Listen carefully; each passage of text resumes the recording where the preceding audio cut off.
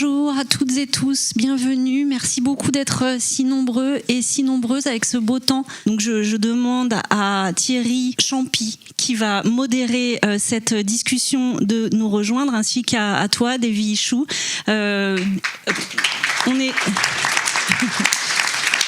Donc Thierry, vous êtes ancien enseignant de lettres et vous avez aussi été rédacteur en chef Arty Magazine, pardon. Maintenant, vous travaillez pour un cinéma, vous êtes tourné vers l'exploitation. Et Davy, évidemment, on ne va parler que de ton travail, donc je ne vais pas spoiler ce qui se dira. Moi, je suis vraiment très honorée que tu sois là et que le festival Cinéma Zio t'ait invité. Tu es venu au Forum des Images il y a presque un an, tout pile, pour un programme autour du génocide cambodgien, et tu avais donné une masterclass, tu avais présenté des films, et voilà, donc le forum est un peu ta maison et on en est content et contente, donc je vous laisse dialoguer et j'ai hâte de vous écouter. À tout de suite.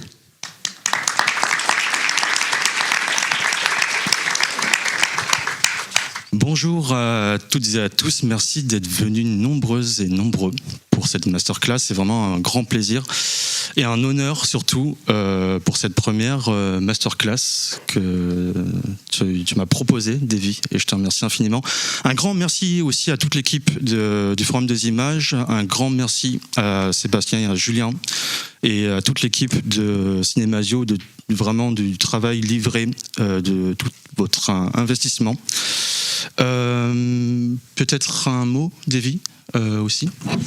Bien sûr, merci beaucoup Thierry, moi je suis hyper heureux de faire ça avec toi. Bonjour à tous, merci Élise pour tes mots en préambule, merci à tous de prendre votre temps pour nous écouter parler pendant 1h30, j'espère que vous ne serez pas déçus. Je veux dire vraiment combien je suis honoré, fier et heureux de faire partie de cette première édition de Cinéma Zio. Je suis venu du Cambodge en fait pour le festival, et donc du coup j'étais là depuis le premier jour, et pour moi vraiment j'en ressors dans cette dernière journée avec un sentiment très puissant d'avoir vu tellement de visages qui nous ressemblent, rassemblés ensemble, qui viennent se rencontrer, montrer leurs films, être mis à l'honneur, être célébrés.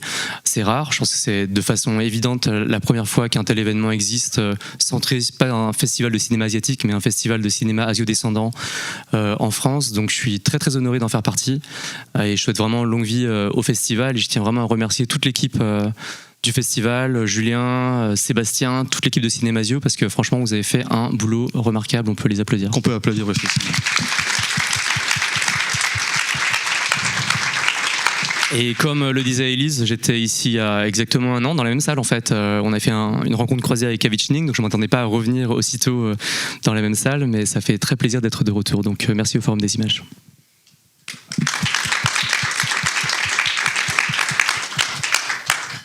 Davy, je propose dans un premier temps de faire une courte bio pour les personnes qui ne te connaissent pas encore. Et après, dans un deuxième temps, de faire un focus sur ton travail à travers des extraits choisis des œuvres que tu as réalisées et produites aussi. De voir plus en profondeur sur ta manière d'écrire, ta manière de mettre en scène, et de partager peut-être avec le public aussi, tout ça. Alors, Davy, tu es réalisateur. Tu as la double casquette, réalisateur et producteur franco-cambodgien. Tu es aussi entre Phnom Penh et Paris, comme tu l'as précisé tout à l'heure.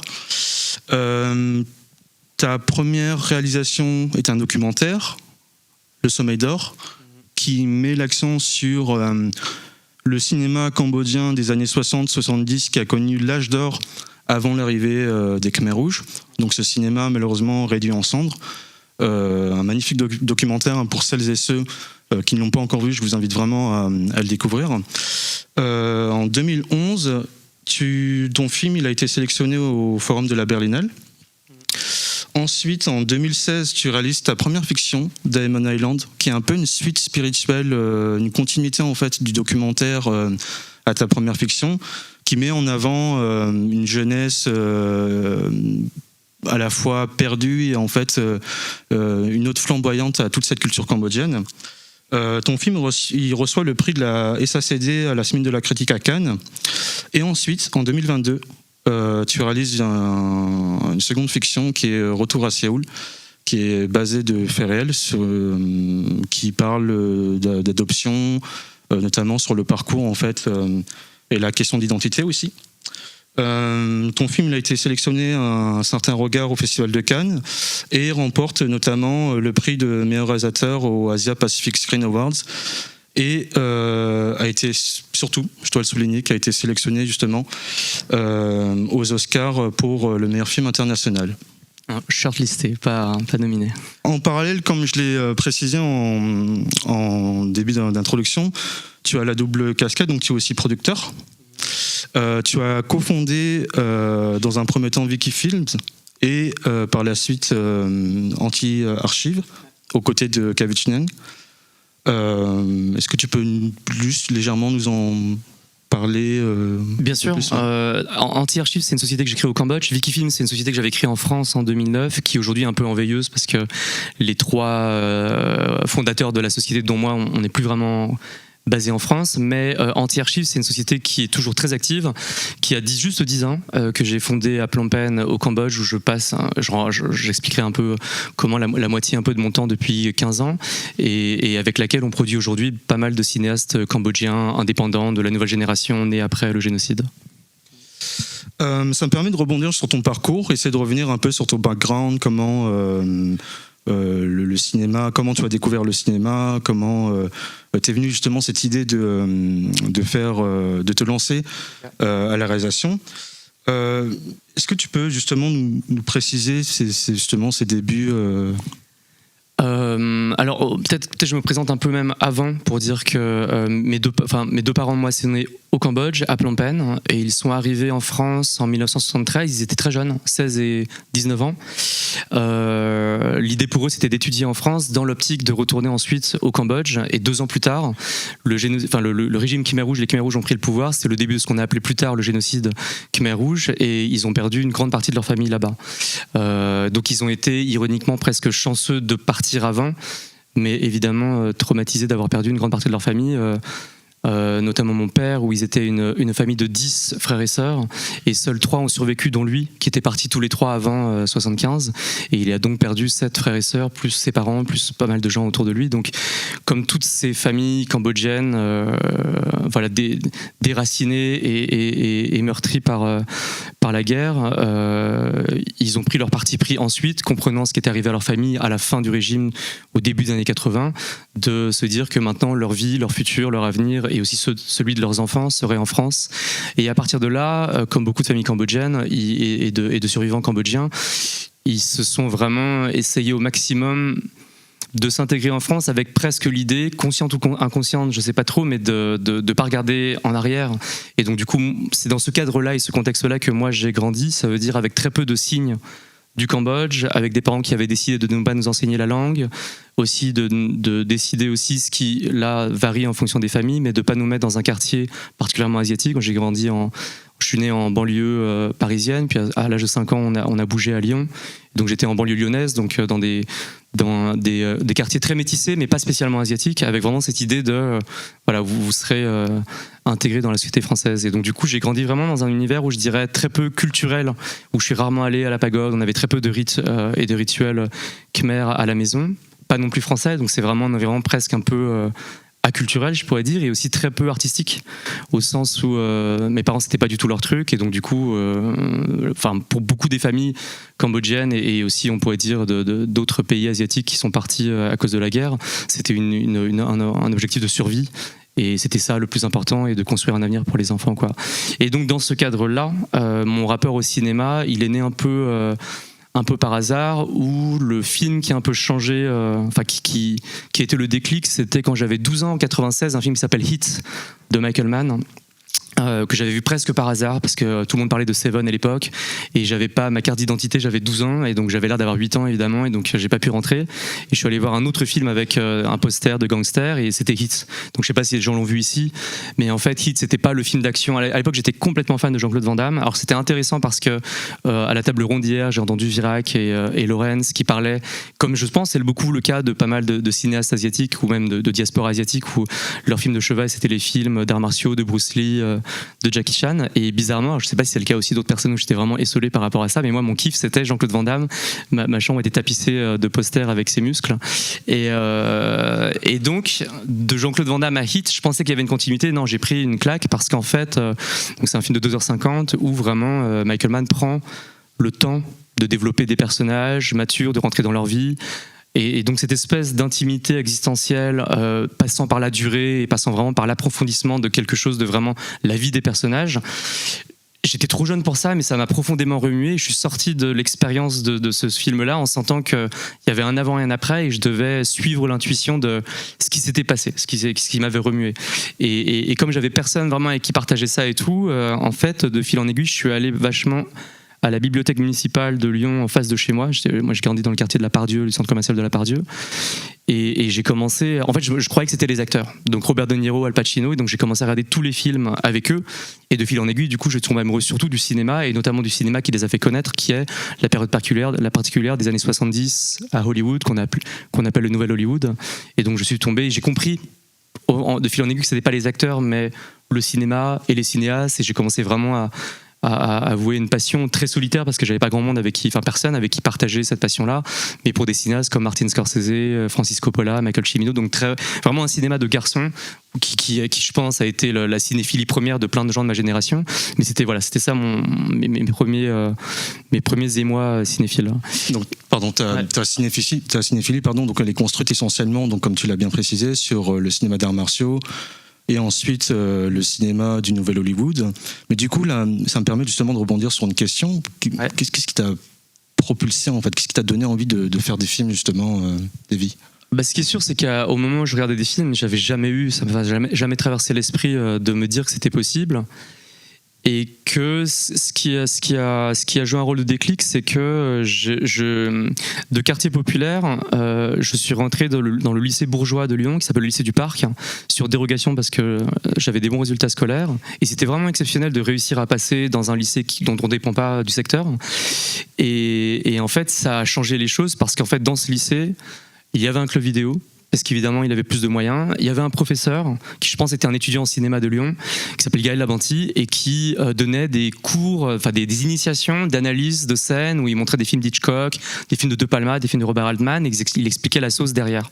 Et ils avaient aussi des moyens avec des petites caméras et des logiciels de montage, et on faisait un court-métrage à la fin de cette année-là.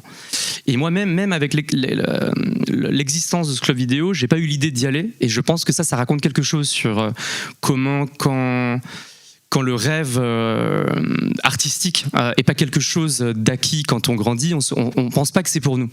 Et en fait, ce qui m'est arrivé, c'est qu'un type de ma classe, qui lui, pour le coup, était l'opposé de moi socialement, qui avait toujours été, navigué dans ces eaux-là, est venu me voir en disant c'est toi qui aimes bien les films ? Je dis oui.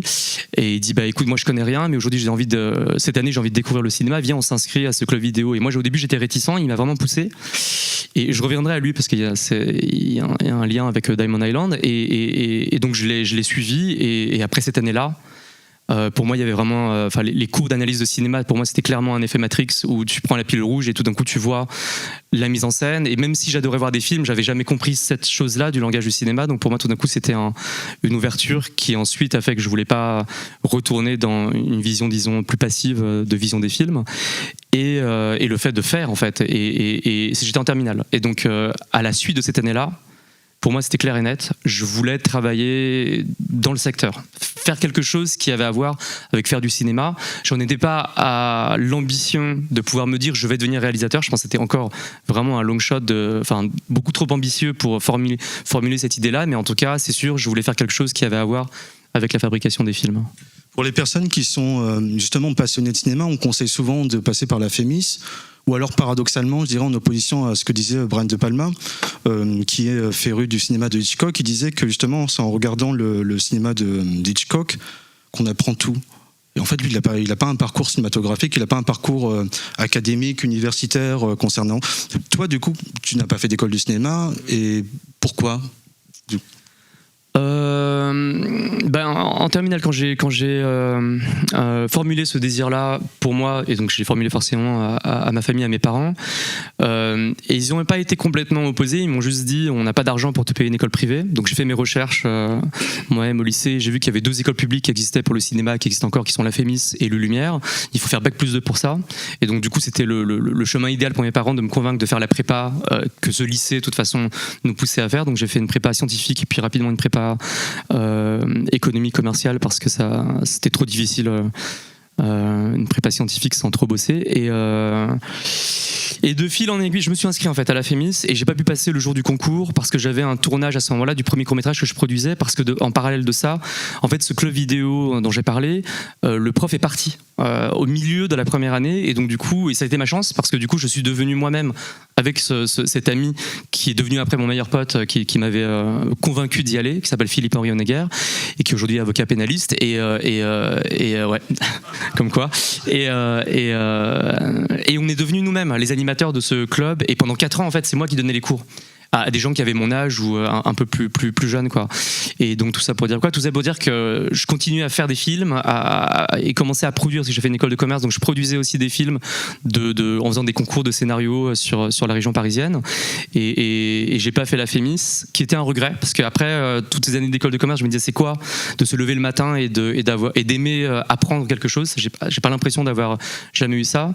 Mais je regrette pas du tout, parce que je pense qu'on a de toute façon chacun les trajectoires qui sont les nôtres, et de ne pas avoir fait d'école, d'avoir été autodidacte et d'avoir appris par moi-même, ça a été c'est mon chemin, et je pense que les films que je fais portent ce chemin-là, quoi. Et mon école, en fait, ça a été lecture de critique, en fait, parce que donc je disais, j'étais fan de Nouvel Hollywood, je me rappelle en fait d'avoir vu la couverture des Cahiers du cinéma, donc je savais pas que c'était que les Cahiers du cinéma, mais c'était sur Gangs of New York de Martin Scorsese en 2003.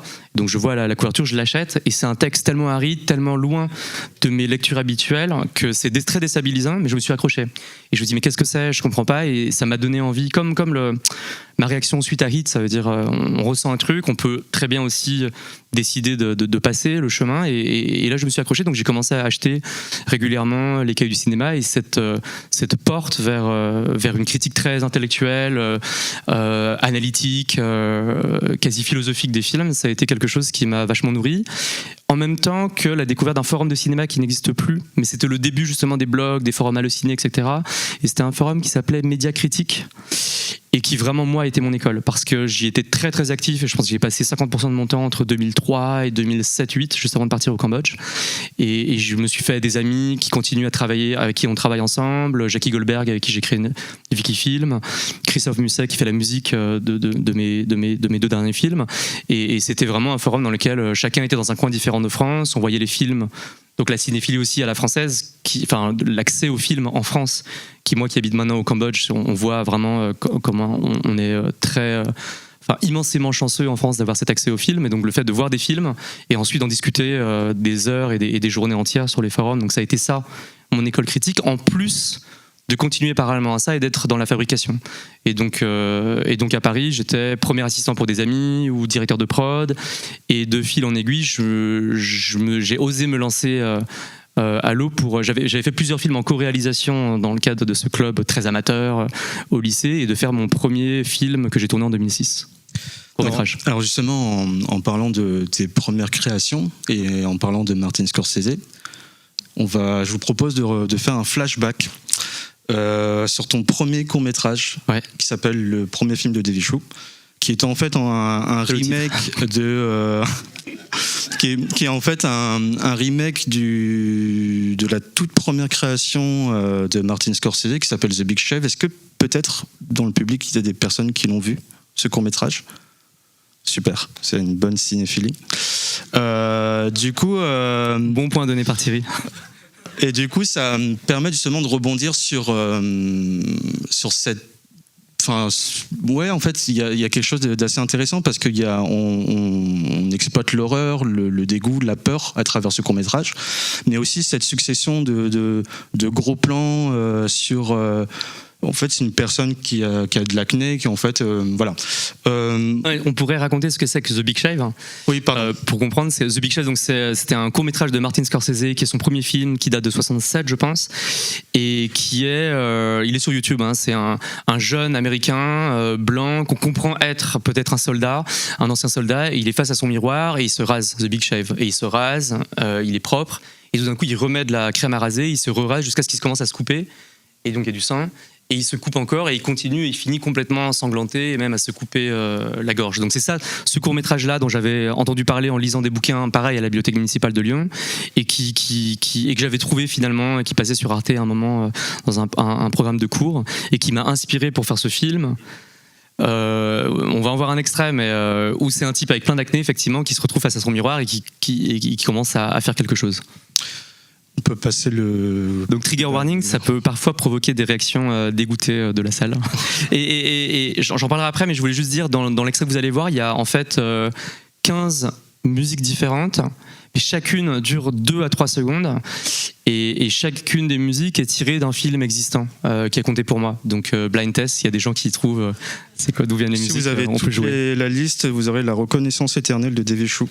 Donc soyez prêts. On peut lancer la première vidéo. Merci. Bon, désolé. En fait, c'est un film qui a tellement peu circulé. Je pense que je me suis fait un kiff aussi ce soir aujourd'hui d'en partager un extrait. Je vais pas. Bon, c'est un premier cours et je vais pas être trop long dessus, mais je me suis dit que c'était intéressant de le montrer parce que ce que j'avais en tête à l'époque, en fait, je galérais. J'avais fait plusieurs courts-métrages, encore une fois, collectifs, etc. J'étais le leader de cet asso et tout. Et en même temps, j'avais vachement du mal à me lancer pour un premier film et j'avais un blocage. Et je pense. C'est intéressant parce que quelque part, je le relie aussi avec toutes les thématiques qui nous relient aujourd'hui. Ça veut dire un sentiment peut-être d'imposture ou d'illégitimité, de se dire mais qu'est-ce que j'ai à raconter ?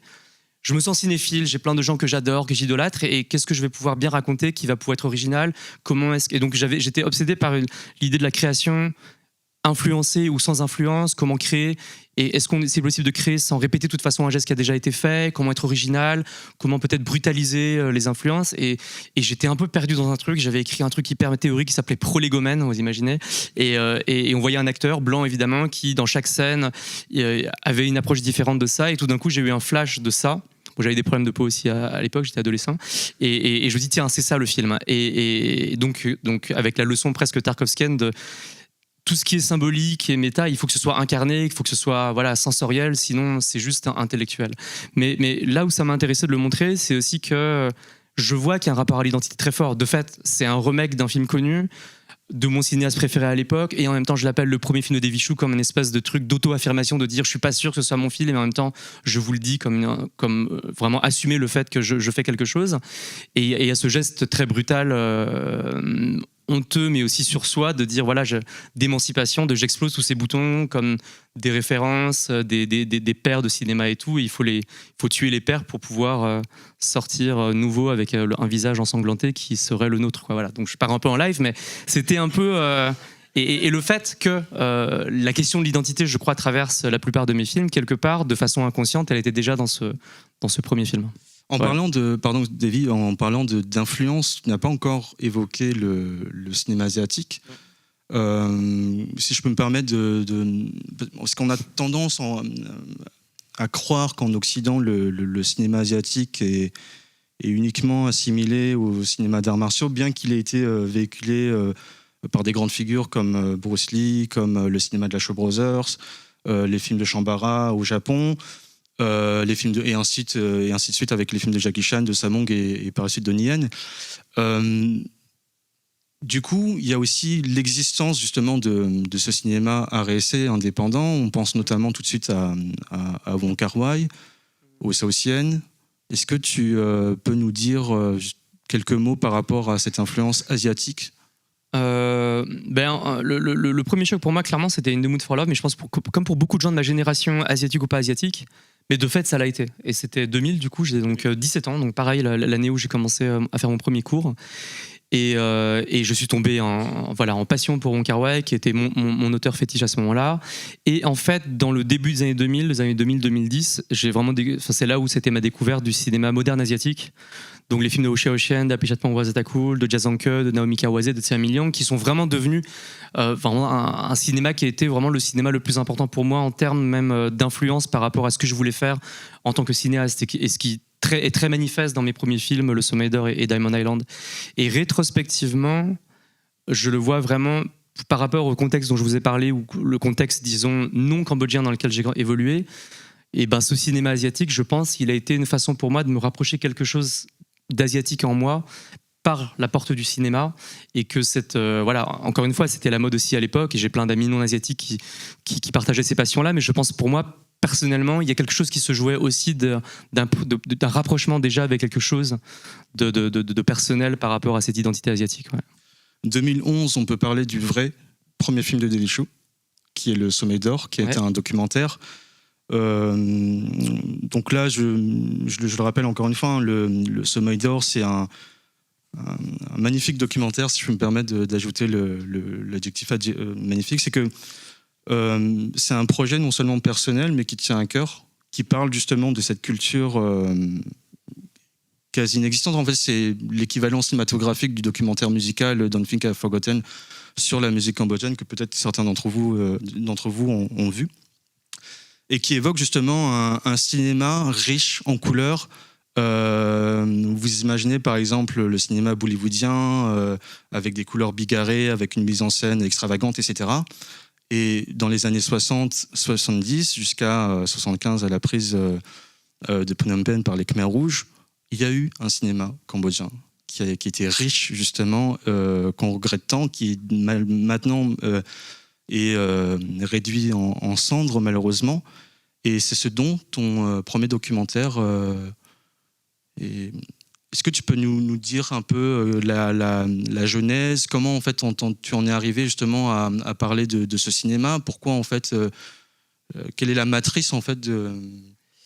Oui, surtout que la collure est pas évidente par rapport à tout ce que je vous ai raconté sur le fait que je naviguais pas du tout dans les eaux influencées par le Cambodge et par la culture de mes parents.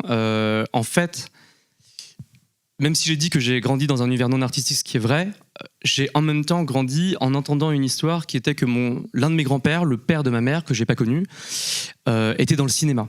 Et donc, bizarrement, ce lien-là de genre, ce lien un peu étrange de développer une passion solitaire pour le cinéma et de vouloir en faire mon métier, et qu'en même temps, il y ait quelqu'un du côté du Cambodge, mort avant ma naissance, et qui est dans le cinéma, j'ai mis du temps pour connecter les points, et j'ai commencé à poser des questions vers la vingtaine, notamment à ma tante qui elle a vécu le génocide, donc qui restait plus longtemps au Cambodge et qui bossait dans la boîte de prod, et j'ai compris que mon grand-père était pas juste dans le cinéma, qu'il était un producteur, et quand j'ai fait des recherches, j'ai compris qu'il était le plus grand producteur, au moins en termes prolifiques, de cinéma au Cambodge dans les années 60 jusqu'à 75. Ça paraît complètement fou d'avoir grandi sans savoir ça, mais c'est vraiment le cas. Et je pense que pour ma mère qui est partie à 16 ans, pareil, c'était là, mais c'était pas quelque chose d'important. Encore une fois, mes parents parlaient pas du passé, donc du coup, voilà, c'est aussi surprenant que ça puisse paraître, ça m'est revenu à la figure sur le tard. Et donc j'ai commencé à m'intéresser au Cambodge, mais notamment à cette question du cinéma cambodgien. Et je dois le dire, sans y mettre trop de perso. Et j'y vois aujourd'hui une forme de protection, qui est que je voyais surtout la base d'un film génial à faire. Presque comme si, de façon cynique, je me disais waouh, le cinéma cambodgien, personne ne le connaît, il y a forcément un film génial à faire, donc ça m'intéresse, et je commence à faire une enquête et des recherches par rapport à ça, sans y mettre un truc de c'est mes racines, c'est mon histoire, etc. Et je pense que quelque part, ça a été une protection pour pouvoir se permettre d'y aller.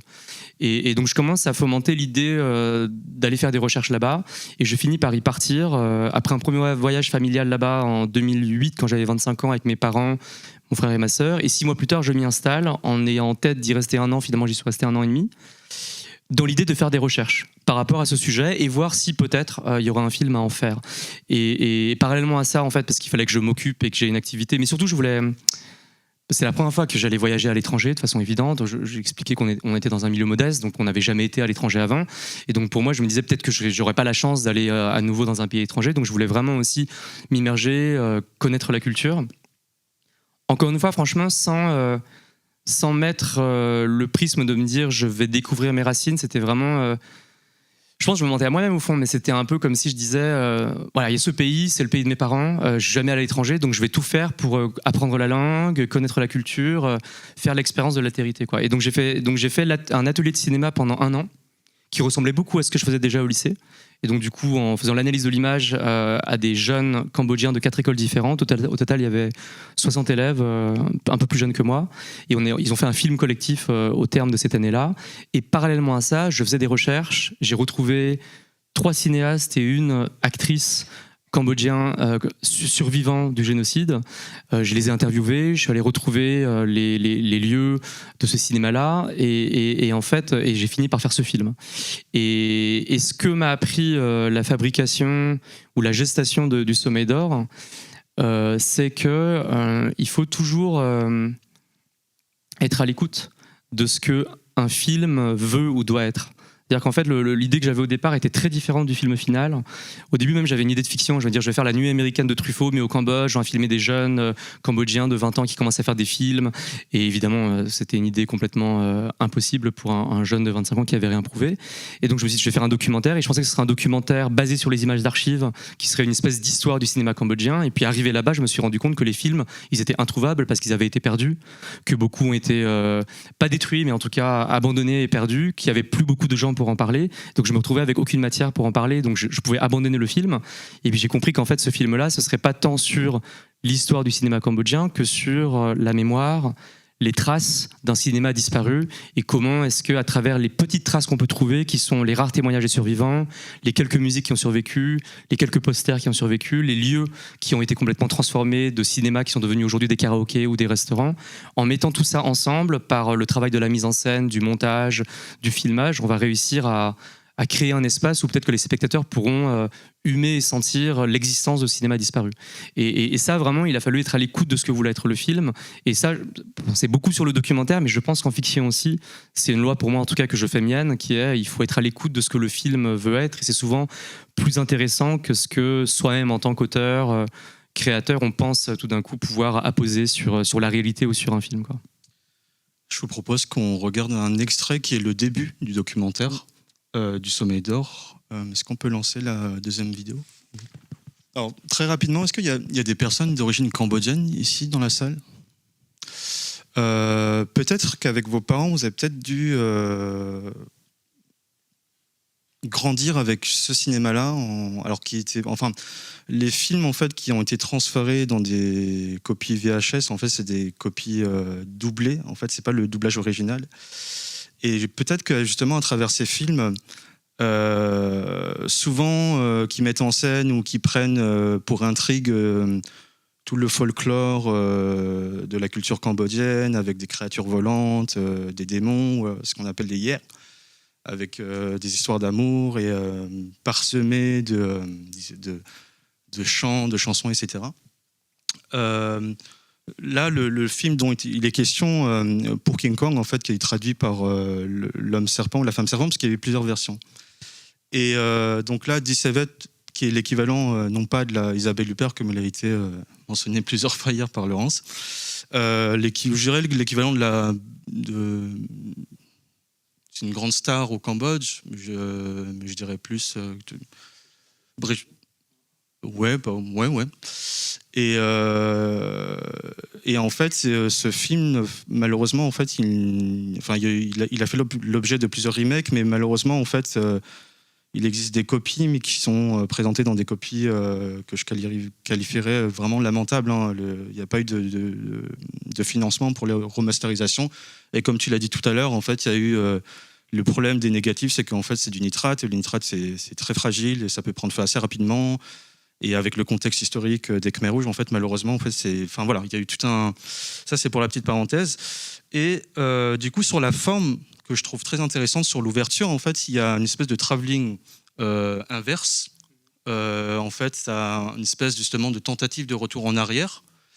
C'est ce dont, en fait, il va être question durant tout le film, justement, d'essayer de questionner, essayer de revoir à travers le témoignage de toutes ces personnes que tu vas interviewer, notamment les 3 réalisateurs et l'actrice Dissevet, qui justement, eux, font vivre ces films par leurs paroles.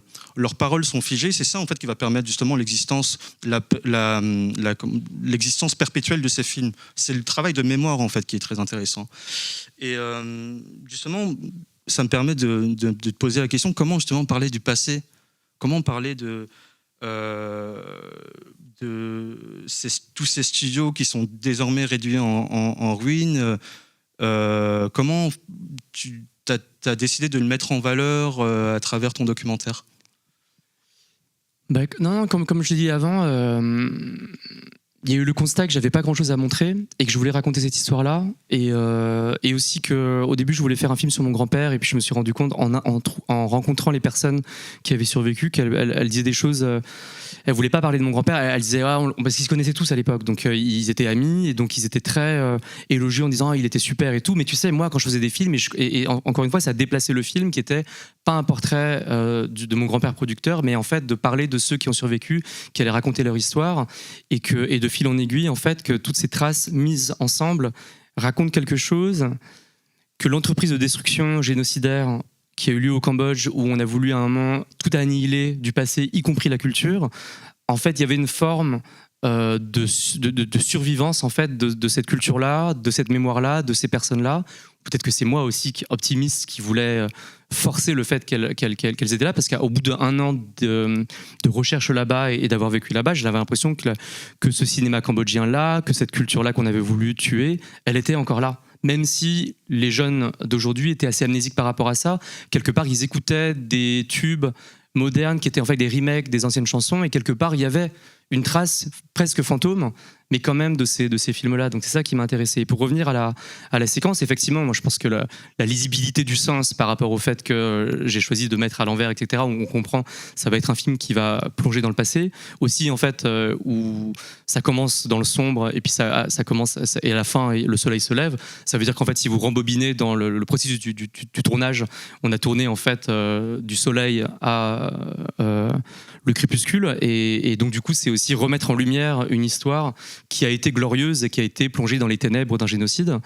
Mais en fait, la vérité, c'est que il y avait une idée méta-intellectuelle, mais il y avait aussi tout simplement la recréation d'un souvenir personnel, qui était un peu mon premier voyage au Cambodge en 2008, où comme j'avais déjà dans l'idée de faire un film sur la question, je m'étais un peu renseigné, donc j'avais appris déjà les noms des réalisateurs, des cinéastes, des actrices, et on était sur une route comme ça de terre avec une famille, notre famille éloignée que je venais de rencontrer.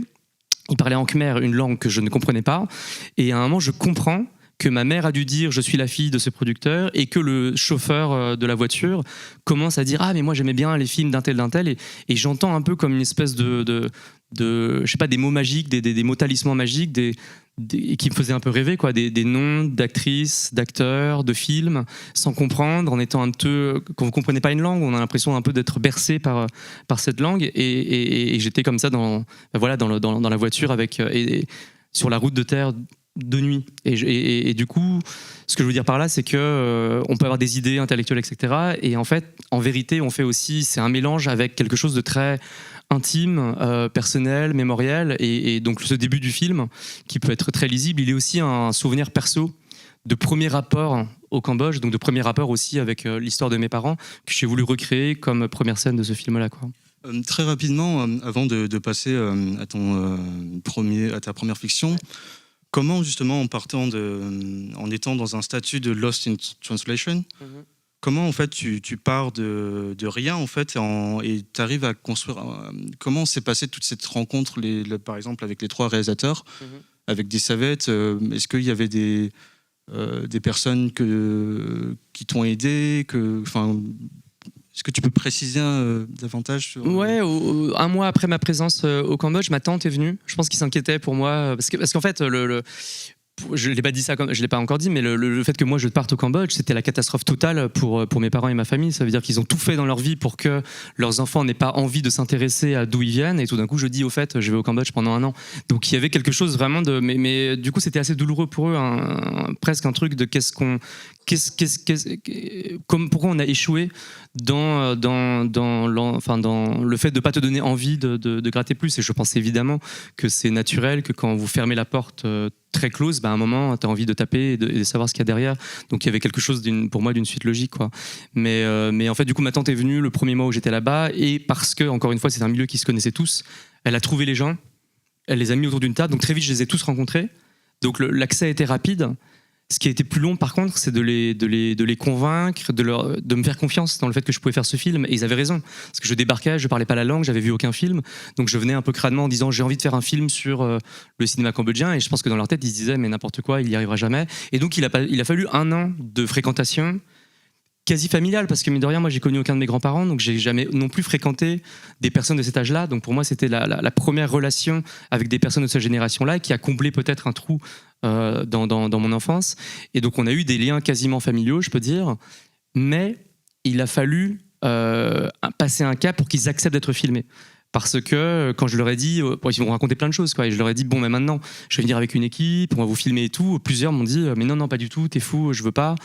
Et il m'a fallu du temps pour comprendre, notamment un cinéaste qui m'a dit, j'ai perdu tous mes films, j'ai peur que les gens ne croient pas que j'étais ce cinéaste-là. Donc c'est là où la force du trauma était terrible, parce qu'évidemment, j'ai jamais mis en doute le fait qu'il était cinéaste. Enfin, personne ne le ferait, mais lui, il a tellement dû intégrer, nier en fait sa propre identité de cinéaste parce qu'il a tout perdu, qu'il avait peur que les gens ne le croient pas. Et donc du coup, voilà, il a fallu que cette année soit aussi le gain qu'ils me fassent confiance, et qu'ils fassent confiance dans le fait que leur histoire serait prise avec soin pour être ensuite partagée avec le public.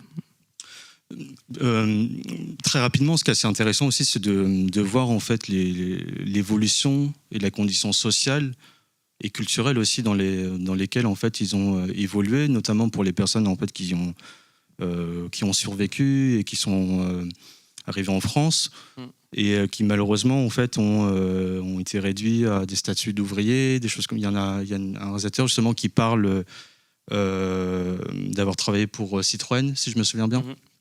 Et justement, à travers ton documentaire, en fait, ils ont ce besoin viscéral en fait d'exposer justement toute leur créativité, tout ce passé.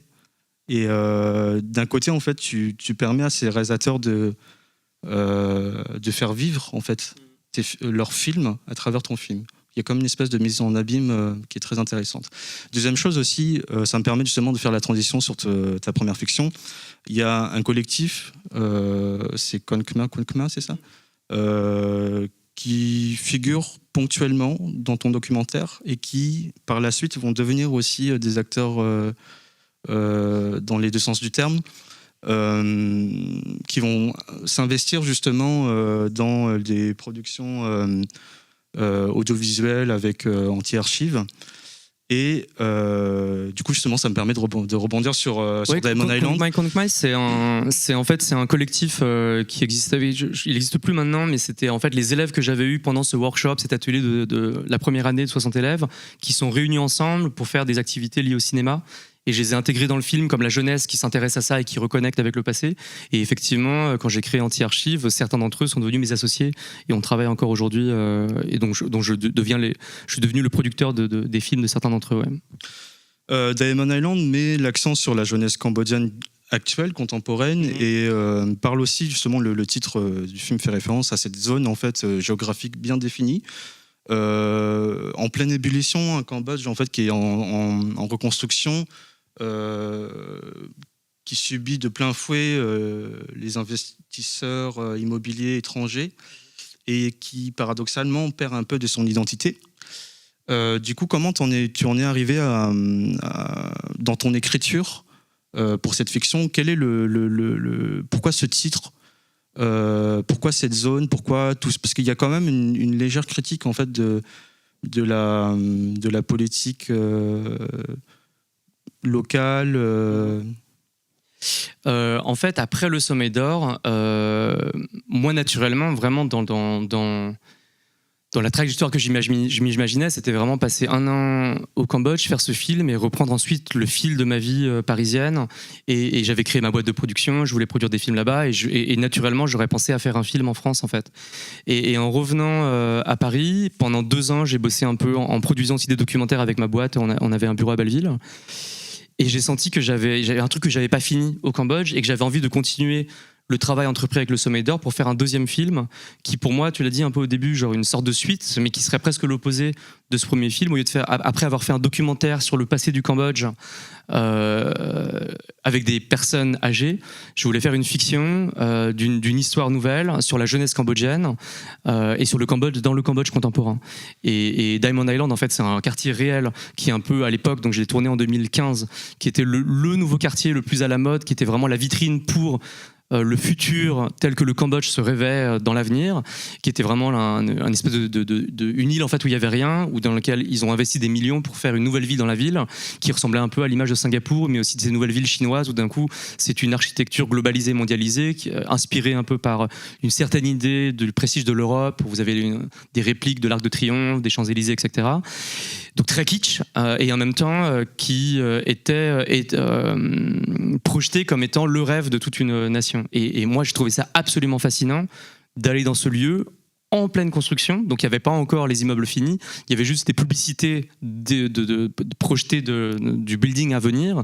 Et c'était un lieu très à la mode parce que dès 2013, 14, 15, quand il a commencé à être créé, tous les jeunes de la capitale, de classes sociales différentes, tous les soirs venaient sur cette île, venaient en moto, et c'est ce que je filme dans le film, et traînaient dessus parce que, enfin, justement, moi, j'étais étonné de me poser la question de mais il n'y a rien en fait dans cette île. Il y a juste des photos de l'île à venir, et donc qu'est-ce qui pouvait bien les attirer comme ça, comme des papillons attirés par la lumière et qui regardaient avec des yeux vraiment rêveurs ces photos.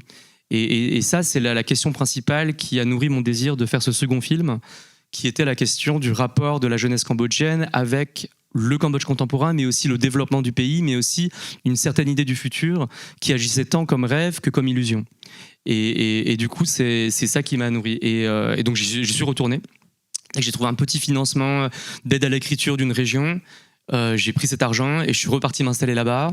Et j'y suis resté 2 ans, de 2014 à 2015, dans un engagement où je vois en fait rétrospectivement, maintenant que j'ai un enfant, c'est plus possible, mais à l'époque, pour le Sommeil d'Or et pour Diamond Island, c'est le fait à un moment d'avoir tout lâché et d'avoir fait que ça 24/24 pendant 2 ans, d'avoir un appartement à Phnom Penh qui me coûtait $200 par mois, donc avec un coût de la vie très bas au Cambodge, et qui m'a permis d'acheter du coup ma propre liberté, de pas avoir de prêts, de pas avoir d'obligations financières. Et donc du coup j'ai eu ce luxe, où je me suis créé ce luxe de jamais avoir de job alimentaire pour uniquement être à fond sur ce que je voulais faire, quoi. Donc j'ai écrit pendant 1 an Diamond Island, j'ai fait un casting pendant 4 mois avec une équipe comme c'est un pays où l'industrie du cinéma, c'était le sujet du Sommeil d'Or, a été détruite. C'était vraiment une industrie vraiment balbutiante, donc c'était aussi des jeunes que je formais qui venaient avec moi sur des premiers jobs, et donc du coup on a fait toute cette entreprise ensemble. Et donc pour moi c'était après avoir vécu 1 an et demi là-bas, j'avais une seule envie, c'est de faire un film qui captait un peu quelque chose de l'expérience et de ce que j'avais vécu et ressenti pendant cette première année là-bas. L'extrait dont il va être question met en avant justement, c'est une scène très intéressante, puisqu'il n'y a pas de coupure en fait, c'est une séquence, un plan séquence, on peut parler de plan séquence, je pense. Ouais, absolument. Et on est en fait à l'arrière d'une voiture, et en fait on suit 2 personnes, dont une qui apprend à conduire et qui prend des directives sans savoir trop où aller, déambuler. Et c'est un peu une métaphore de cette jeunesse qui est complètement désorientée finalement. Est-ce qu'on peut l'interpréter de cette manière ? Je parlerai de l'extrait, je pense, après qu'on le voit, mais je pourrais peut-être raconter un peu l'histoire du film, parce que je pense qu'il y a beaucoup de gens qui l'ont pas vu là, pour comprendre un peu de quoi il s'agit. C'est l'histoire d'un jeune qui s'appelle Bora, qui a 18 ans, qui a grandi à la campagne, et donc c'est l'histoire canonique un peu en Asie du Sud-Est, où au début du film, il part à la capitale pour devenir ouvrier sur les chantiers de Diamond Island, et là il se fait des nouveaux amis. C'est un peu l'émancipation pour lui, il a l'impression d'aller à Phnom Penh, alors qu'en fait il est enfermé et aliéné dans cet espace ouvrier. Et en même temps, le soir, comme beaucoup de ces jeunes ouvriers, ces milliers d'ouvriers qui partent de la campagne pour aller à la capitale, le soir il déambule sur Diamond Island et il est attiré par les lumières. Et un soir il rencontre son frère qu'il a perdu de vue depuis 5 ans, qui les a un peu abandonnés. Et il voit son frère déambuler avec la jeunesse un peu friquée de Phnom Penh, et le reconnaissant, son frère décide de le prendre sous son aile et de lui faire goûter à ces joies de la modernité. Et donc ça va être le dilemme pour ce personnage de Bora, qui est de suivre son frère qui l'amène dans le rêve de ce développement, ou de rester fidèle au sien et à ses amis nouveaux de cette île. Et donc dans l'extrait qu'on va voir, c'est le moment où il apprend à conduire, donc très, très métaphorique et symbolique. Il apprend à conduire une voiture de luxe guidée du groupe d'amis de son frère. Donc on peut voir l'extrait, et après j'en ferai un commentaire. Je veux dire, un premier truc, c'est que au fil des films, je me rends compte que, en tout cas pour ce qui me concerne, on fait souvent des films, on ne sait pas trop pourquoi. Enfin, on se convainc de penser qu'on sait pourquoi on veut faire un film, etc. Mais souvent, pour moi, je pense qu'on fait un film parce qu'on a juste un sentiment particulier qu'on ressent, et que toute l'entreprise d'écrire un film, de le réaliser, de le monter, de chercher après au montage la forme finale, c'est de pouvoir trouver ce sentiment-là intime qu'on ressentait et qu'on veut partager. Et pour moi, là, dans ce film-là, je pense que c'était vraiment le regard de fin là, sur le plan de finale. C'est ce regard que je voyais vachement, que j'ai décrit avant, qui étaient ces jeunes qui tournaient en rond sur Diamond Island, et ils regardaient d'un air rêveur, mais l'air rêveur, et je pense qu'il le joue bien là, Bone, qui est aussi un voile de tristesse derrière, comme s'il y avait à la fois le désir d'en faire partie et au fond le sentiment et l'intuition que peut-être qu'il va passer à côté de ce train en marche. Et je pense que si j'ai fait tout le film, c'était pour toucher et partager ce sentiment-là.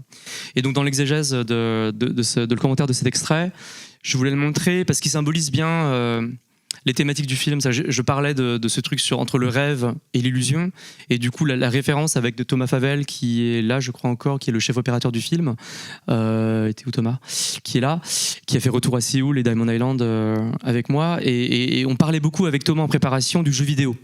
L'esthétique du jeu vidéo comme étant justement pleinement celle de la réalité, enfin du virtuel, du régime virtuel d'image, de ce rêve / illusion, comment les choses paraissent réelles et en fait sont artificielles.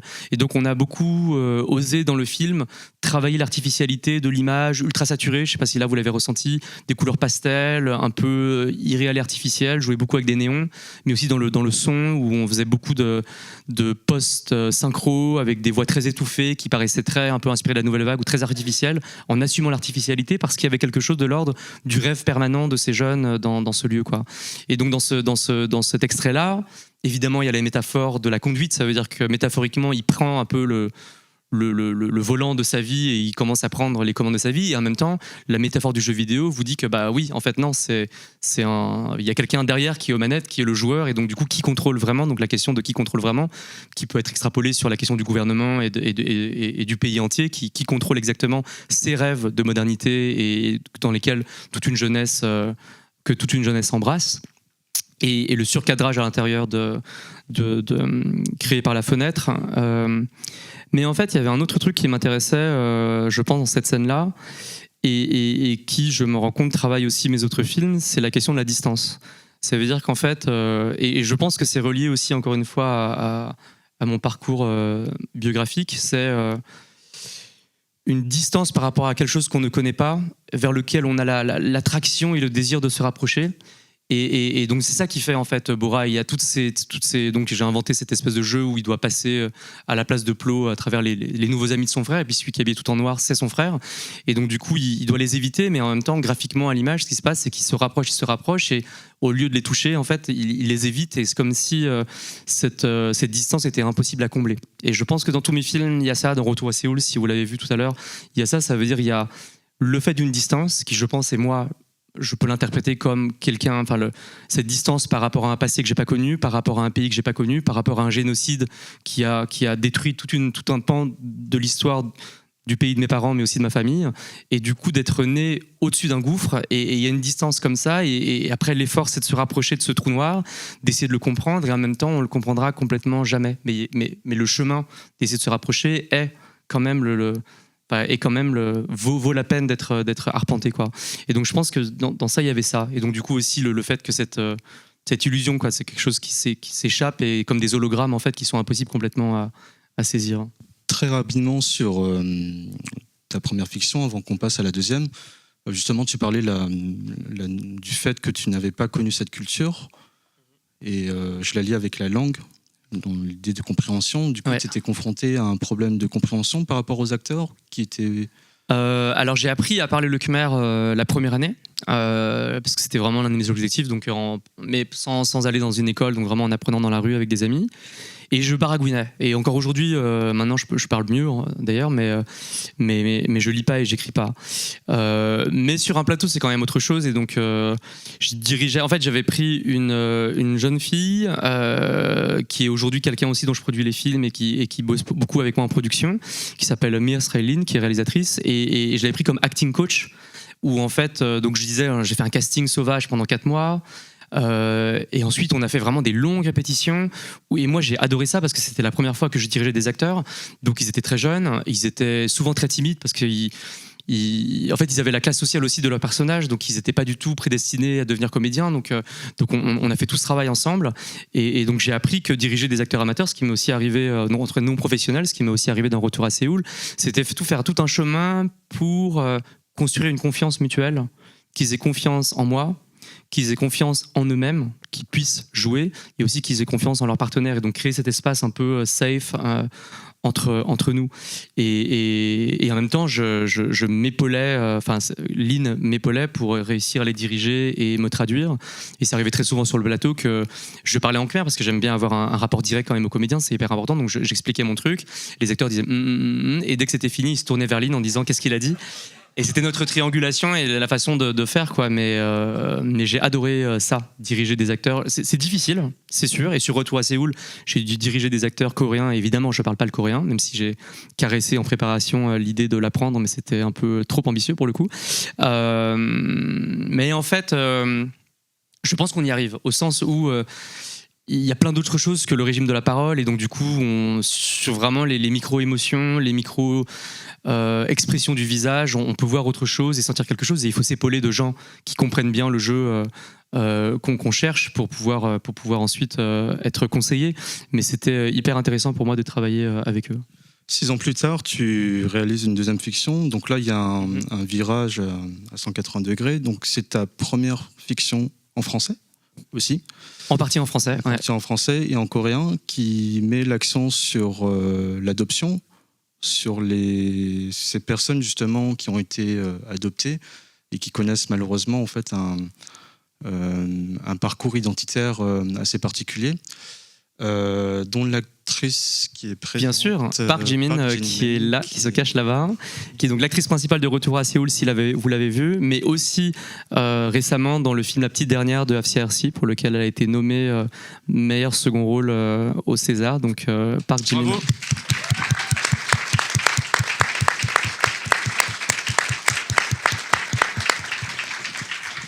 Oui, Retour à Séoul, je présente aussi, si, pour les gens qui ne l'ont pas vu, c'est l'histoire de Freddy, donc jouée par Ji-min, qui est une jeune femme de 25 ans, née en Corée, abandonnée puis adoptée en France, qui a grandi en France, qui du coup n'a aucun souvenir de la Corée, ne parle pas la langue, ne connaît rien du pays où elle est née. Et le film débute quand elle arrive là-bas, en vacances, pour découvrir la Corée, qu'elle ne considère pas être son pays, légitimement, et sans l'optique de faire un retour aux racines, sans l'optique de faire une démarche pour rencontrer ses parents biologiques. Et finalement, évidemment, ça va arriver, et on va la suivre sur 8 ans. Et c'est un film qui est né, en fait, de l'histoire d'une amie à moi qui s'appelle Laure Badufle, qui est artiste, et avec qui j'ai fait mes études. Et en fait, il se trouve que le Sommet d'Or, quand je l'ai présenté pour la première fois dans un festival, c'était en Corée du Sud, au festival de Busan, elle est venue avec moi et on a vécu ensemble un moment où elle a vu son père, elle le voyait pour la 3e fois. Et j'étais là comme témoin amical. Et la scène à laquelle j'ai assisté, qui était elle avec son père et sa grand-mère, elle ne parlait pas la langue, ou la parlait un tout petit peu. Et ce que j'ai vu m'a profondément marqué. Et je m'étais dit, donc c'était en 2011, je m'étais pas dit je vais en faire un film, mais j'ai dit si un jour je pouvais en faire un film, je pense qu'il y aurait vraiment matière à quelque chose. Et en 2017, après Diamond Island, j'ai repensé à ça. J'hésitais sur quel film faire et je lui en ai parlé. Elle m'a dit oui, si tu as envie de faire un film inspiré de mon histoire, je te laisse le faire. Et donc après, j'ai beaucoup collaboré avec Laure pour qu'elle me raconte cette histoire-là. Elle m'a écrit un peu le déroulé de son expérience et c'est devenu Retour à Séoul. L'extrait dont il va être question se passe au début du film, où ça se passe en Corée. Et ce qui est assez intéressant, c'est de voir justement cette barrière linguistique, de voir que bien qu'elle ait les mêmes origines et la couleur de peau, si j'ose dire, qu'il y a quand même une différenciation assez flagrante. Elle précise bien qu'elle est française et non qu'elle soit coréenne. Et c'est assez intriguant parce que je pense que c'est un sujet qui a été évoqué avec d'autres personnes, l'idée justement qu'on soit asio-descendant, mais que quelque part il y a toujours cette crise identitaire Est-ce que quand on parle français ou qu'on parle trop bien français, est-ce qu'on n'est pas considéré comme trop français? Ou alors, quand on est trop asiatique, est-ce qu'on est... Il y a aussi eu cette idée de justement l'idée des personnes azodescendants qui retournent au Cambodge, au Laos, au Vietnam ou en Thaïlande, peu importe, quelles que soient les origines, pardon, et qui a l'idée de non, toi t'es pas assez asiatique. Enfin, il y a ça aussi un peu quelque part dans l'extrait dont il va être question. Oui, bien sûr, et je pense que ça a été partagé là pendant les tables rondes. C'est l'idée d'être toujours autre et que partout où on est, toujours se poser la question de quelle est ma place et quelle est mon identité, d'être toujours ramené à une identité différente de celle soit à laquelle on aspire, soit à laquelle dans laquelle on se définit. Et c'est vrai que en fait, quand j'ai commencé à vouloir faire le film, de la même façon dont j'ai parlé du Sommet d'Or, je me suis peut-être un peu autoprotégé de me dire tiens, c'est pas si perso. En tout cas, je pensais pas au fait que c'était si perso que ça, mais je m'étais plutôt dit, encore une fois, l'histoire est géniale, l'histoire de l'or est vraiment forte, elle mérite d'être racontée. J'ai l'impression que je comprends son personnage et donc j'ai envie de raconter cette histoire. Et c'est au fil de l'écriture que j'ai compris que de façon inconsciente à nouveau, j'allais raconter quelque chose de très personnel et très intime, qui était aussi mon propre rapport à la double culture, ma propre histoire par rapport au fait que je suis allé au Cambodge à 25 ans dans les mêmes dispositions d'esprit et peut-être la même un peu naïveté, un peu arrogante de Freddy dans le film au début, qui était de penser que j'étais français et pas du tout cambodgien et que c'était simple et qu'évidemment je me suis pris une claque dans la figure en comprenant que les choses étaient beaucoup plus complexes qu'elles ne l'étaient. Et je pense qu'au désir de film au départ, il y avait aussi l'idée de faire un film sur le retour aux racines qui était un peu différent de ce que j'avais l'habitude de voir dans les documentaires et dans les fictions, où j'avais souvent l'impression que c'était un peu cliché, ou en tout cas que c'était souvent les mêmes récits, un peu trop facilement accrochés à une idéologie de la réconciliation facile et de quelque chose d'un peu trop paisible, et que ce personnage inspiré de l'or et ensuite resculpté avec le travail avec Jimin, qui a beaucoup aussi donné au personnage et dans la réécriture du personnage, ce personnage de Freddy qui est vraiment, et vous l'allez voir parce que cette scène là justement que je voulais montrer, c'est un peu la présentation du personnage au début du film et vous allez voir ce qu'elle fait et tout d'un coup ça pose le personnage. Donc c'était comment en suivant la personnalité un peu explosive de ce personnage qui n'est jamais là où on l'attend et qui déroute, en fait on allait pouvoir créer autour d'elle un film qui allait proposer une autre façon. Et je continue quand même pour dire que pour moi le cinéma c'est ça aussi. J'en parlais un peu hier à la table ronde qui est oui on raconte nos histoires mais comment on peut les raconter en titillant, en provoquant aussi d'autres façons de raconter ou d'autres regards et d'autres façons d'autres représentations, qui n'est pas juste de raconter nos histoires mais de surprendre, parce qu'en fait quand on raconte nos histoires on se rend compte qu'elles ne sont pas celles que les gens attendent de nous et qu'elles sont différentes parce que de fait elles n'ont pas été racontées, et donc de les raconter de l'intérieur. Donc le Sommet d'Or c'est un documentaire qui montrait une autre représentation du Cambodge, parce que le Cambodge était très enfermé en représentation à l'international comme étant réduit par le génocide Khmer Rouge, qui est évidemment partie prenante de l'histoire tragique du pays, mais il y a aussi une autre histoire du Cambodge, et ça m'intéressait de raconter aussi qu'est-ce qu'il y a eu avant et qu'est-ce qu'il y a eu après. Et Diamond Island, c'était raconter le Cambodge contemporain tel qu'il a peu été vu avant ce film-là, et donc Retour à Séoul, pour moi, c'était aussi ça. Donc je vous propose de voir le film, et il y a un moment pivot, en fait, dans la scène que j'aurais plaisir à raconter, qui est le moment, justement, où le personnage presque se présente à nous. Est-ce qu'il est possible de passer à l'extrait suivant? Yes, par Jimin. Et en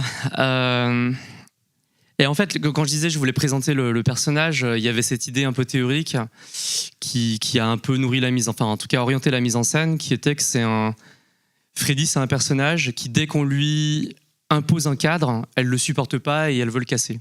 Et donc c'est ce qui se passe là, où du coup, dès que, en fait, il y a une discussion amicale au début, des nouveaux amis qu'elle se fait, c'est très sympathique. Et puis à un moment, quand elle sent une espèce de pression, où tout d'un coup on l'oblige, on lui dit mais tu vas pas faire ça, tu vas pas aller voir le centre d'adoption, etc. Et elle ressent tout de suite une espèce d'oppression qu'elle connaît très bien pour l'avoir vécu, je pense, en France toute sa vie, et là tout d'un coup elle sent qu'elle est acculée, et son réflexe de survie par rapport à ça, qui est vraiment un réflexe de survie, c'est de renverser la table et de créer le chaos pour reprendre le contrôle. Et il y avait cette idée comme ça d'un personnage qui allait un peu lancer un défi à la caméra, qui est de fait l'endroit du cadre, et que du coup dès qu'on essaie de la cadrer, elle va bouger, et donc même stylistiquement dans l'extrait, ça commence de façon découpée très classique, voilà, de façon chant contre chant, qui est un peu la grammaire du cinéma coréen mainstream, tel qu'il copie lui-même le cinéma hollywoodien. Et à un moment, quand elle dit tu veux voir et qu'elle se lève, tout d'un coup le régime change et ça devient un plan séquence.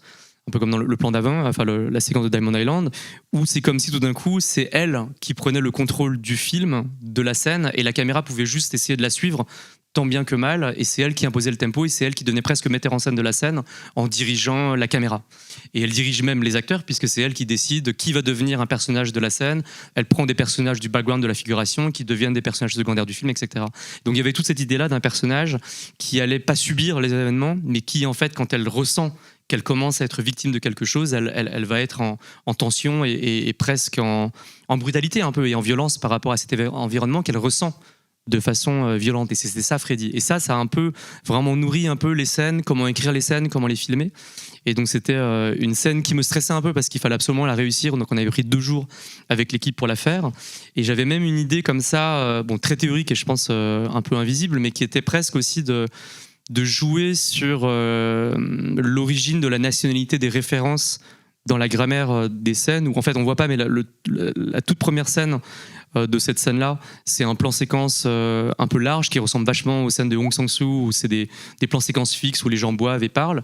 Puis ensuite ça devient ce régime très découpé, très classique hollywoodien coréen. Et puis après, quand elle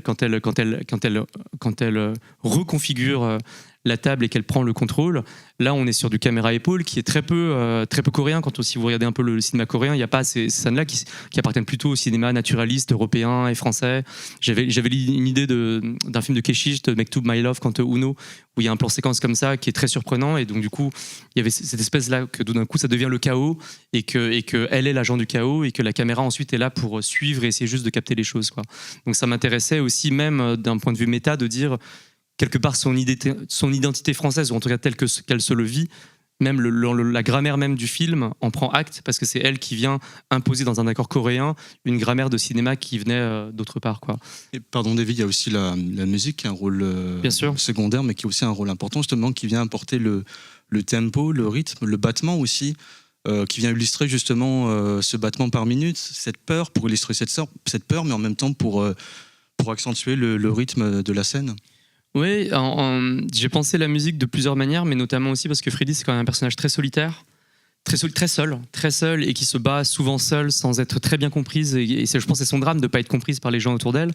La musique jouait ce rôle d'allié aussi dans certaines scènes où, quelque part, elle est là pour lui donner de la force. Si vous remarquez, si vous vous rappelez, la musique, elle commence juste avant qu'elle se lève, comme si tout d'un coup elle lui donnait un peu de courage, comme un verre de soju, pour se lever et y aller, quoi. Et donc du coup, il y avait cette idée d'une musique comme une alliée au personnage, pour à un moment lui donner la force de s'opposer quand elle ressent le besoin de s'opposer, quoi. Ce qui est assez curieux, c'est qu'il y a comme une espèce de direction d'acteurs et d'actrices, en fait. C'est comme une mise en abîme, en fait, dans la séquence qui est proposée. Ouais. Mais te concernant, toi, dans le tournage, comment ça s'est passé, justement, d'être confronté de nouveau à une barrière linguistique avec des acteurs et des figurants non français ou non francophones, pardon, d'origine coréenne? Est-ce que tu peux nous en parler un peu plus? Ce qui est sûr, c'est que je m'attendais pas du tout à faire un film en Corée, il y a quelques années, quoi. Ça aurait paru un peu incongru, mais que quelque part là, encore une fois, le sujet du film m'a appelé, et après j'y suis allé bien en tête, mais que en fait j'ai eu besoin moi aussi de trouver mes propres alliés pour construire aussi comment j'allais faire ce film. Donc Jimin Kela a été l'une des alliées principales pour m'apprendre plein de choses que je connaissais pas sur la culture coréenne, sur aussi la façon dont ce personnage, qui est pas elle, parce que Jimin n'est pas adopté, elle est pas Freddy, mais en même temps il y avait des choses du personnage qu'elle comprenait d'une façon différente que la façon dont moi je l'avais écrit, et donc du coup ce dialogue-là qu'on a eu ensemble était extrêmement fécond pour comprendre mieux le personnage et les personnages aussi autour, et les autres personnes avec qui j'ai travaillé, Gu Kahan qui joue l'ami de Freddy dans cette scène, Jung Hye-im qui était ma conseillère artistique. Toutes ces personnes-là m'ont été très très importante pour construire un peu mon parcours dans, encore une fois, l'exploration d'un nouveau territoire. Mais en fait, l'ADN du film, c'est aussi la friction avec l'hétérogène. Et parce que c'est vraiment, voilà, on le voit dans la scène, quoi, presque l'opération chimique ou d'amener un corps étranger, enfin pas un corps, mais en tout cas une personne étrangère à un milieu, et de voir qu'est-ce qui se produit un peu naturellement. Donc avoir des acteurs d'origines différentes, des Coréens, des Français, des Belges, des Franco-Coréens, mais aussi d'expériences différentes avec des acteurs très expérimentés coréens, des stars, mais aussi des acteurs non professionnels dont c'était la première fois, y compris des Coréens. Là, par exemple, c'est le cas parfois sur certains des acteurs. Ça produit quelque chose en fait. Je suis dans la croyance qu'en fait, dans tous mes films, c'est pas des documentaires, mais ils sont très nourris par le réel, par les accidents et par des choses qui sont là. Et en fait, de choisir l'hétérogène comme principe fait que je pense qu'il y a quelque chose qui ressort de la scène qui est un peu moins propre que si ça avait été que des acteurs professionnels, expérimentés, qui allaient juste essayer d'exécuter le texte, quoi. Et donc ça a été pour moi intéressant de jouer sur ça, sachant que l'équipe elle-même était de plein d'origines différentes, avec des Français, des Belges, des Allemands, des Coréens, moi-même, et donc du coup tout ça a donné un peu la matière du film. Toujours est-il de rappeler que ta deuxième fiction a été tournée à la fois en français, mais aussi en coréen. Oui. Du coup, ça me permet de rebondir sur une autre question qui est la place identitaire en société du point de vue des franco-asiatiques que tu abordes. C'est pas le sujet principal, mais c'est un sujet que tu abordes un peu subtilement à travers toutes tes œuvres. Et est-ce que justement dans les sociétés asiatiques ou occidentales, est-ce qu'on est trop asiatique ou est-ce qu'on est trop occidental? Est-ce que tu... Non, moi je pense qu'on se pose trop de questions et que ces questions-là souvent viennent de l'extérieur et nous. Je pense que Freddy justement, elle apporte une réponse qui est qu'elle elle existe, et cette existence-là même peut-être dérange et pose des questions à son environnement, et ça lui est aussi pour elle pas si facile que ça. Mais c'est ça le film en fait. Le film, il existe, il est posé là. Notamment le film, par exemple, la question de la nationalité même du film s'est posée. Parce qu'il était effectivement shortlisté aux Oscars, mais sous pavillon cambodgien. Parce qu'on peut se poser la question, en quoi le film est cambodgien. Moi, j'ai la double nationalité aujourd'hui franco-cambodgienne, donc c'est ça qui nous a permis d'être éligibles. Et en même temps, parce que c'est les Américains qui avaient... Sony Pictures Classic, la société américaine, qui avait pris le film en distribution et qui croyait au fait qu'on pouvait avoir une chance aux Oscars. Et effectivement, on a eu une belle campagne. Mais ils avaient dit, il faudrait être sous pavillon cambodgien, parce que sous pavillon français, ils savaient qu'on aurait très peu de chances d'être choisi, et je pense qu'effectivement ils avaient raison par calcul que le film n'était pas peut-être assez français pour être choisi par la France comme étant le film français. Et pour moi ça raconte un truc aussi et quelque part je m'en fous de me poser la question, est-ce que le film est français, est-ce qu'il est coréen, est-ce qu'il est cambodgien? En fait il est un peu tout, et donc du coup pour moi c'est cette force d'affirmation de son existence même, au-delà d'une appellation catégorisable et facilement identifiable. Pour moi, c'est ça, en fait, l'essence même de ce que raconte le film et le personnage, quoi. Et donc c'est ma façon de répondre. Après, je pourrais aussi me dire, parce que là, j'ai vu des films, j'ai vu pas mal de cinéastes asio-descendants qui racontent leurs histoires ici. Je peux aussi m'auto-analyser pour dire combien, quelque part, je me suis un peu échappé depuis mon premier film, dont je vous ai... cruellement montré des extraits au début de cette séance, de dire que j'ai pas posé ma caméra en France depuis 2007, donc quelque part je me suis moi-même un peu échappé ou peut-être fui à cette confrontation avec le pays où j'ai grandi. Et là je suis en train d'écrire un film, enfin j'écris deux projets, mais notamment un qui se passe en France, dans le sud de la France, où je vais raconter une histoire pour la première fois directement influencée par mon histoire, sans me cacher derrière des détours qui était Freddy ou les jeunes personnages cambodgiens de Diamond Island, et cette fois-ci vraiment raconter une histoire franco-cambodgienne en France. Donc ce sera pour moi une nouvelle étape dans ce que racontent en tout cas mes films par rapport à ces questions sur l'identité. Donc visiblement il y a un nouveau projet qui est en route. Oui, heureusement, sinon. Juste avant de donner la parole au public, peut-être mentionner 2 œuvres littéraires dont tu... Absolument, merci. Voilà. Ouais. En fait, il y a un livre que je veux... En fait, ils sont à la table dehors, mais en fait, on parlait du sommeil d'or et de l'histoire, de la mémoire du Cambodge. Il y a un livre qui va sortir dans 2 jours d'une autrice qui s'appelle Soko Phai, qui s'appelle Cambodge, l'art devant l'extrême, dans lequel elle utilise beaucoup d'artistes cambodgiens et de cinéastes cambodgiens, dont Ritipan. Elle analyse beaucoup le sommeil d'or aussi, et les films de Kavi Chining, le cinéaste avec qui je travaille au Cambodge, pour parler de comment l'art a travaillé la question de la mémoire au Cambodge, et notamment de la question du génocide. Et l'autre... parce qu'on avait prévu de parler d'un peu d'anti-archive, mais je pense qu'on n'aura pas beaucoup le temps, donc j'ai un peu parlé au début de ces sociétés, qui est un peu un collectif dont je fais partie, au Cambodge anti-archives avec d'autres cinéastes cambodgiens avec lesquels on essaie de créer des œuvres cambodgiennes. Là, je retourne au Cambodge en 3 semaines et on va tourner le premier long métrage d'une cinéaste cambodgienne qui s'appelle Danek San et qu'on produit nous-mêmes en producteur délégué. On est très très excités par ça. Et parmi les nombreuses activités qu'on fait, où on fait des festivals, des ciné-clubs au Cambodge, on a aussi édité un magazine de cinéma qui s'appelle Margin, qui est le seul, je pense, à date, magazine de cinéma sur le cinéma d'Asie du Sud-Est. C'est uniquement en anglais, c'est 100 pages, pas en ligne, uniquement en papier. Comment ? Cinéma indépendant. Cinéma indépendant, de cinéastes indépendants et d'auteurs indépendants qui écrivent aussi dans le magazine. Et c'est une fois par an. Et donc là, on l'a aussi en vente. Là, je l'ai amené ici. Il y a deux numéros. Le premier, à chaque fois, c'est 2 pays d'Asie du Sud-Est. Donc le premier, c'est le Cambodge et les Philippines sous le thème du piratage. Comment le piratage fait partie intégrante de la culture de ces cinématographies. Et le deuxième, c'est Singapour et Vietnam. Je sais qu'il y a pas mal de Vietnamiens dans la salle. Sous le thème de traces. Et c'est comment... beaucoup la question de la censure, de la censure, des traumas et aussi des films invisibles et des films fantômes et de la représentation des pays par les autres cinématographies, notamment américaines. Donc ces films un peu, les traces dans le cinéma vietnamien et le cinéma singapourien. Donc si ça vous intéresse, c'est à l'extérieur, on les a en vente. J'ai amené quelques exemplaires du Cambodge. Voilà. Merci pour... Pour les 15 minutes restantes, est-ce qu'il y a des questions ? Peut-être madame qui merci beaucoup pour votre patience. J'espère que c'était pas trop ennuyeux. Bonjour, merci beaucoup. Je sais pas, ça marche. 2 choses, c'est un témoignage, enfin un retour, et puis une question. Moi, je vis les films par les émotions qui sont dans mon corps, et en regardant Retour à Séoul, c'était fou parce que je savais pas du tout ce que je vivais, c'était flou, c'était pas des vraies tristesses, c'était pas des vrais rires et tout ça, jusqu'au moment avec la maman où là ça a coulé tout seul. Ah zut. Et donc voilà, et je voulais vous dire donc à toute l'équipe du film, merci pour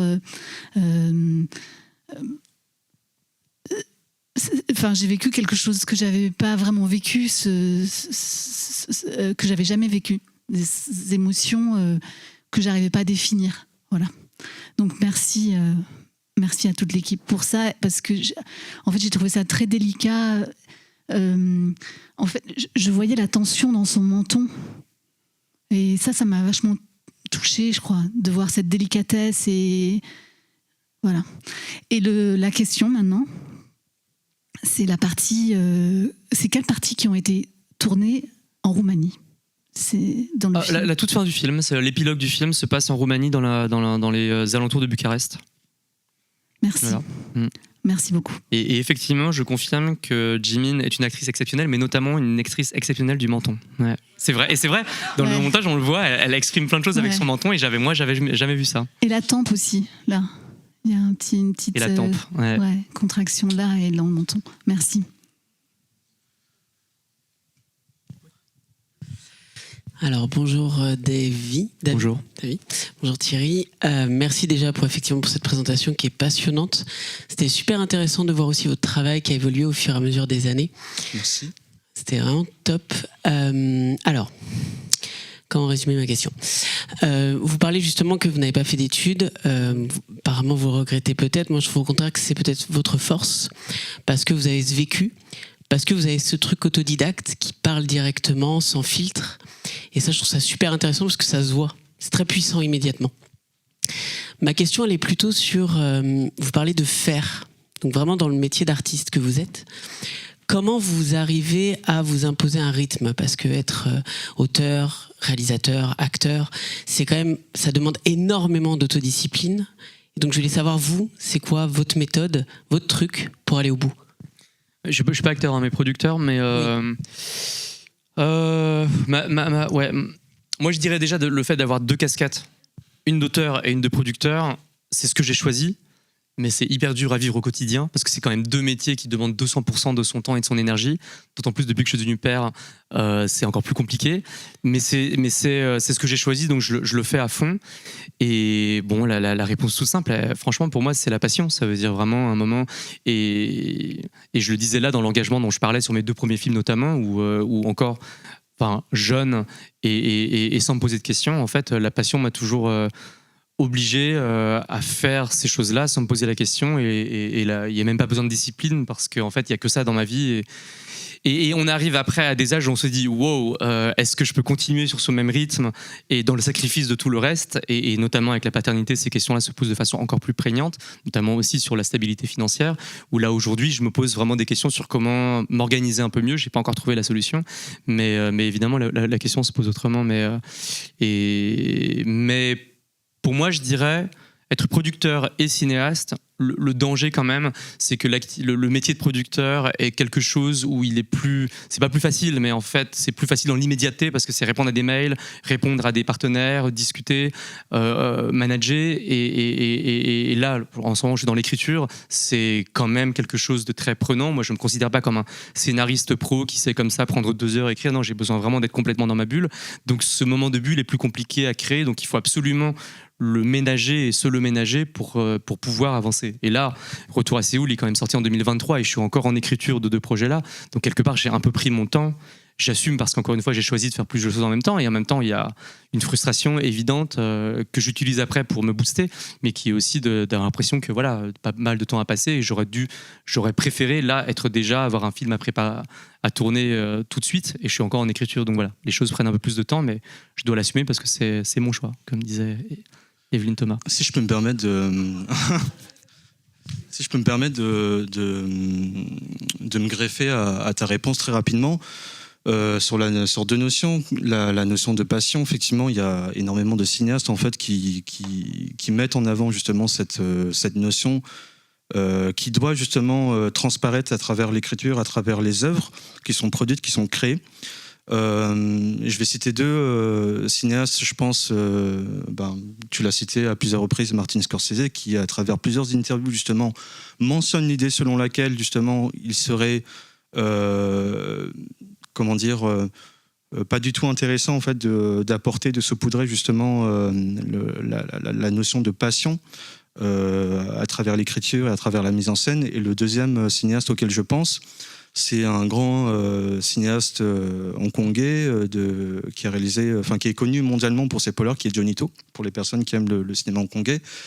Et le problème du cinéma hongkongais, il a eu son âge d'or à une époque bien précise jusqu'aux années 2000-2010, et puis en fait après il y a eu l'avènement justement de la politique chinoise, qui ont essayé de monopoliser justement, de proposer en fait des films bien calibrés, bien disciplinés, et qui ne présentent plus justement en fait cette liberté de ton qu'il y avait en fait à travers le cinéma de Wong Kar-wai, etc. C'est pour ça que 97, avant la rétrocession, en fait, c'était vraiment une époque où les Hongkongais se posaient la question vraiment de se dire qu'est-ce qu'on va devenir, etc. En fait, et on le voit en fait à travers ce cinéma-là. Et justement, Johnny To, lui qui est très attaché à sa ville, il disait que justement il n'y a rien de mieux que la passion de non pas ponctuer, mais justement d'étaler toute la passion à travers l'écriture et la réalisation. Et de toute façon, on le sent en tant que spectateur. On sent quand il y a un film justement.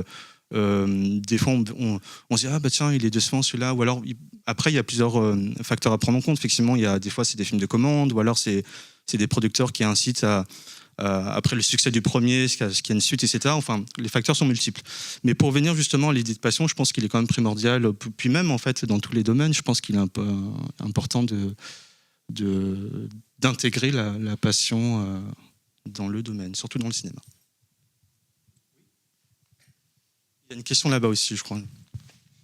Alors là vraiment, c'est pour rebondir par rapport à ce que vous avez dit. Donc, du coup, vous êtes courageux ou égoïste ? Les 2, franchement. Parce que évidemment que, égoïste. Oui, je pense qu'être un artiste, c'est aussi ça, mais c'est aussi... Parce qu'en fait, j'ai complété, et ça répond en partie à la question d'égoïste. La discipline, pour moi, en tout cas, la motivation, elle vient aussi du collectif. Ça veut dire qu'en fait, si j'étais seul, ce ne serait pas la même chose que ce que je fais moi aujourd'hui, qui est d'avoir trouvé des gens avec qui je travaille quotidiennement et qui donnent dans l'échange artistique, mais aussi amical, parce que moi, incapable pour moi de travailler avec des gens qui ne deviennent pas des amis. C'est cet échange-là et cette force-là commune qui permet en fait de se lever matin et de continuer, parce que quand même, c'est aussi la galère. régulièrement, et c'est la difficulté tout le temps de faire ce genre de métier. Et donc c'est pas facile. Et donc il y a une part d'égoïsme, de dire je fais juste ma passion. Et notamment là, avec la paternité, c'est des questions qui se posent encore de façon encore plus présente dans le couple et la paternité. Mais en fait, il y a une part aussi d'aventure collective qui fait qu'on peut continuer à avancer. En tout cas, pour moi, c'est sûr que c'est un moteur aussi. Je crois qu'il y a une question là-bas. Oui, bonjour. Moi, j'ai vu Retour à Séoul pour la première fois aujourd'hui. Du coup, je suis encore en train de le digérer. Donc, je voulais vous remercier tout d'abord parce que je trouve que la manière dont la Corée est filmée est très authentique. Enfin, moi, je suis issue d'une famille franco-coréenne et j'ai un peu ressenti... on n'a pas du tout les mêmes parcours, mais je trouve que justement cette Corée qui n'est pas forcément très belle, qui est très urbanisée avec ces grands immeubles, ces fils électriques partout, c'est des images, c'était des sentiments qui m'ont rappelé des souvenirs. Et je voulais vous poser une question parce que donc justement, vous disiez que vous aviez voulu vous éloigner des histoires d'adoption peut-être un peu trop clichés ou un peu trop simples. Moi, j'étais un petit peu vexée par une des phrases que Freddy dit dans le film où elle dit que la Corée, c'est un endroit toxique pour elle. Et je voulais savoir, peut-être que c'était dû du coup au parcours de votre connaissance, Laura, dont vous vous êtes inspirée. Et je me demandais, en fait, au début du film, on voit Freddy se lancer dans un déchiffrage de la situation et à la fin déchiffrer une partition. Donc, on a un peu l'impression qu'elle est revenue à son point de départ. En fait, le personnage vit des choses assez difficiles. Elle est effectivement dans un monde qui est violent envers elle, mais elle est aussi parfois très violente avec ce monde-là. Et voilà, c'est vrai que c'est un film qui, du coup, remue. Et je me demandais... j'ai trouvé que le film était aussi assez dur avec ce personnage-là, parce que, à la fin, on la voit, c'est un peu pathétique sur ses toilettes. Et sur la dernière... l'image de fin est très belle, je trouve, vraiment elle est au milieu entre l'obscurité et la lumière, et on a l'impression qu'elle reste un peu dans la lumière, mais qu'elle est sur le fil. Et donc voilà, je voulais avoir votre interprétation. Merci pour la question. En fait, c'est lié à ce dont on discute depuis le début, c'est que en fait, on suit le personnage pendant 8 ans. Il y a un personnage qui se pose des questions, et notamment ce qui se pose, ou en tout cas un film qui se pose la question de qui elle est et quelle est sa place dans le monde. Et à la fin, je me posais la question de la scène de fin. En fait, où est-ce qu'elle est va dire quelque chose de ma réponse à moi sur cette question de quelle est la place de Freddy dans le monde.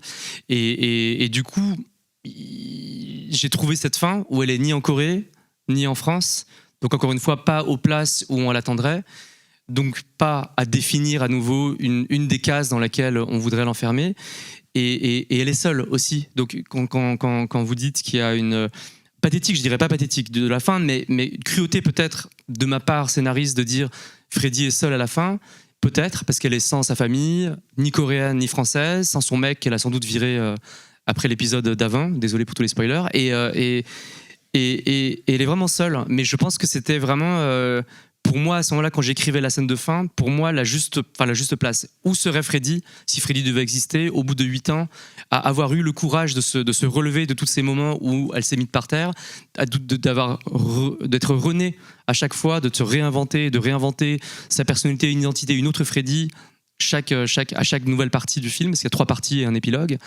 et en même temps effectivement il se passe un truc, donc je vais pas tout spoiler, mais il se passe un truc à la fin qui peut être comme une espèce de coup du destin, d'ultime cruauté, mais je pense qu'en fait elle découvre une forme de vérité à la fin qui n'y aura pas de réponse en fait à cette question que les adoptés se posent, mais peut-être qu'on se pose nous, qui est pourquoi en fait, et qui je suis, et en fait peut-être qu'à la fin elle comprend que ce sera à nouveau en fait un déchiffrage permanent, et que il y a que ça à faire, c'est d'arpenter et de chercher, et qu'on trouvera peut-être jamais, et qu'en fait l'absence de réponse est une forme de réponse et une forme de sagesse pour elle d'avoir découvert ça à la fin.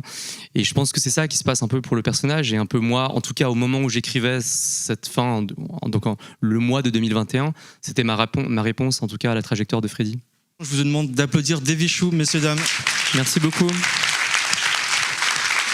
Merci d'être resté. Merci à Thierry. Et merci au Forum et à Cinémasio.